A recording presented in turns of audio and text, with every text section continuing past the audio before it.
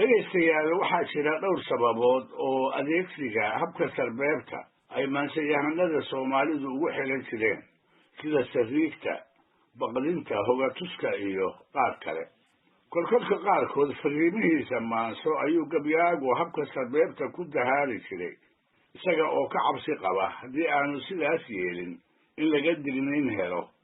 oo cidda uu qorshihiisa ula jeeda mooye cid kale oo ay colaad leeyihiin ay wax kala dhex baxdo dabadeedna ay dhexda ka kala jabiso. waxayna u badnayd maansada caynkaasi xilliyada ay colaaduhu jiraan inay soo ifbaxdo iyada oo gabyaagu uu ugu warrami jiray uguna digi jiray ku kale oo ay dood wadaag iyo dan wadaagba yihiin. taana aan ku tusaaleeyo tix aan ku tilmaami karo gabayada sarbeebta ee Soomaalida kuwa ugu foolaadsan inay ka mid tahay. marka horese sheekada la horraysiiyay waxaa la yidhi laba qolo oo aan abtiriska ku kala fogeyn weligoodna daris ahaa ayay colaadi ka dhex aloosantay. siday caadada Soomaalidu ahaydna qolo waliba waxay birta la raadin jirtay ragga qolada kale u dhashay kolba nin doorka laga tilmaamo, dagaalyahanka ugu geesisan, sheekha ugu aqoonta badan, deeqsiga lasoo tamadiyo ee abaar iyo aaran aan guryihiisa lagu qadin, aftahanka geedka hadalka ah ee maalinta garnaqsiga la isku hor fadhiyo isaga afkiisa la dhowro, guud cadaaga tala yaqaanka ah ee markay arrin shibbataba kala furfura iyo kuwa kale ee la heerka ah. ragga sidaas magaca dheer u yeesha nin ka mid ah qoladii dishaayey way ku faani jirtay. waxay odhan jireen reer hebel waxaan ka dillay mid ay dhabarka kaga jabeen, mid aan loogu labac dhaafin, mid uu gurigood ku ba'ay, mid ay ku gablameen, mid ay indhuhu kaga dhaceen iyo weerar lamid ah oo ay ku muujinayaan inay guuri u soo hoyatay haddiiba dhiig walaal oo la daadiyaa uu guul noqdo.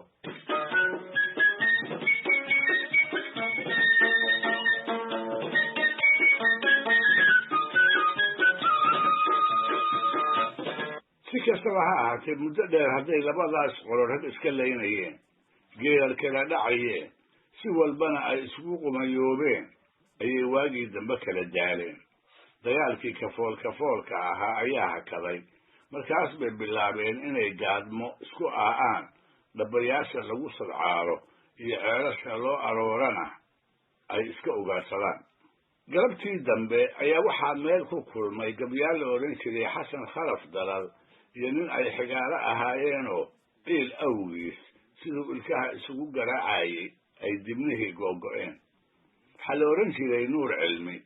waa ardoono in adeerkiis baa goor aan fogeyn warmaha laga aslay. isaga iyo gabyaaguna waxay ku abtirsadaan labadii qolo ee colaadoodu dheeraatay middood. xasan khalaf oo xasan bidde lagu naanaysi jiray wuxuu galabtaas si weyn ugu farxay dhirifka iyo guhaadda foolka nuur cilmi ka muuqda. shaki ku jiray bay taasi laabtiisa ka saartay oo awal ma uu hubine galabtaas unbay u caddaatay goor ay noqotaba inuu nuur cilmi cid gabawari doono, kadibna hebelkoodii la dilay uu xabaasha ku xasili doono.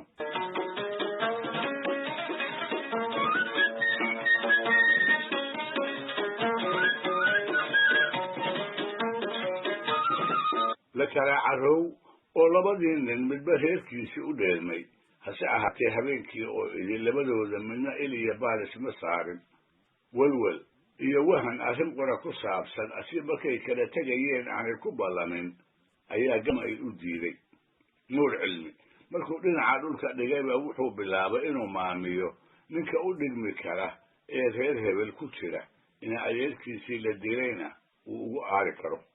xasan bidde isaguna wuxuu ka baqaayay nuur cilmi intuu aarsi u qalab qaato inuu birta kula kufo liid nacas ah, in haddii la dilo carruurtiisa iyo hooyadood mooye aan cid kale tabi doonin, mid goraya cawska iyo garanuugtu halkay ugaarta ka joogaan ragga ka jooga.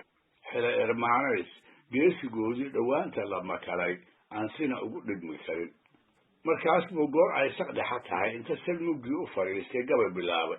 gabay sarbeeban oo uu nuur cilmi ku hoga tusaayo. wuxuu ku gubaabinayaa haddiiba uu wax maagan yahay ninkoodii looga gami karo oo keliya inuu warmaha ka casaysto isaga oo u dan leh mid ay wada garanayaan oo haddii uu u gacan galo ay qolada kale dhabarka kaga shabi doonto ayuu ku tirtirsiinayaa laba jeer noqod inaan loo baahane uu gacanqaadkiisu mar keliya noqdo ayuu ku guubaabinayaa tixdaas waxaa midda nuur cilmi kula ballamayna waxaa ka mid ahaa nin gabraarsadaa nuur cilmow gelinba waa heere waayuu ka goor iyo ka goor gaajo qaayibiyo waayana ilaahbow gembii tuu guddoonsadayee nin hadlaa u soo galay ma gano goraya cawleede goodkiiyo abeesada maskaa geedi kaga roone reerkeennu gaajada uus qabo goorma kaafiyo dayrkii la soo goday biciid gees la abaadegayee laba gooshiqaad bay ku badi gadaha qaarkoodee nin guddoomiyaan kula damcaye hayla garan waayin garanuugtayaan laygu layn guran magoolkeeda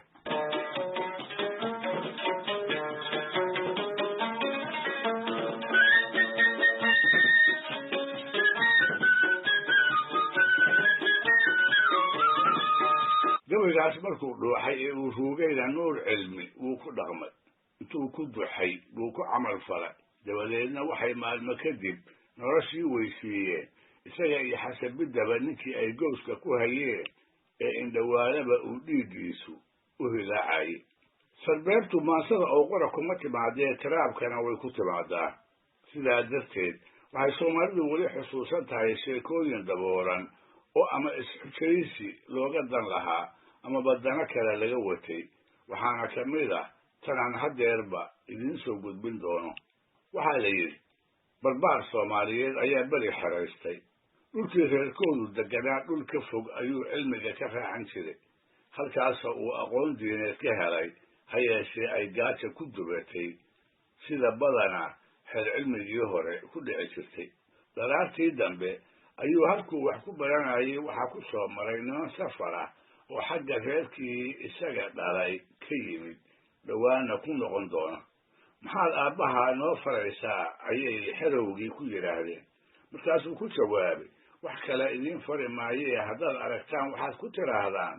wiilkaagii 5 salaadoodba weese qura ayuu ku tukadaa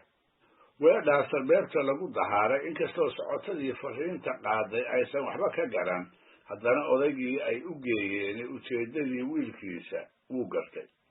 kolkaas buu isaga oo yaro murugaysan nimankii ku yidhi wiilkaygii gaajo ayuu sheegtay bal carraduu joogay markaad ku noqonaysaan isoo mara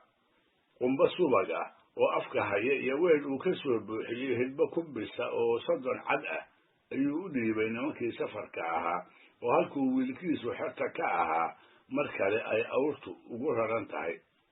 wuxuu ku yidhi alaabtaan wiilkayga u geeye waxaadna ku tidhaahdaan aabbahaa wuxuu ku yidhi bishu waa 30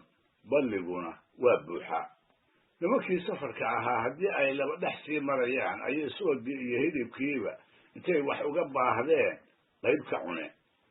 dabadeedna markay u tageen ayay wiilkii labadii weel iyo fariintiiba farta ka saareen isagiina wixii ugu jiray markuu arkay ayuu nimankii ku yidhi niman yahow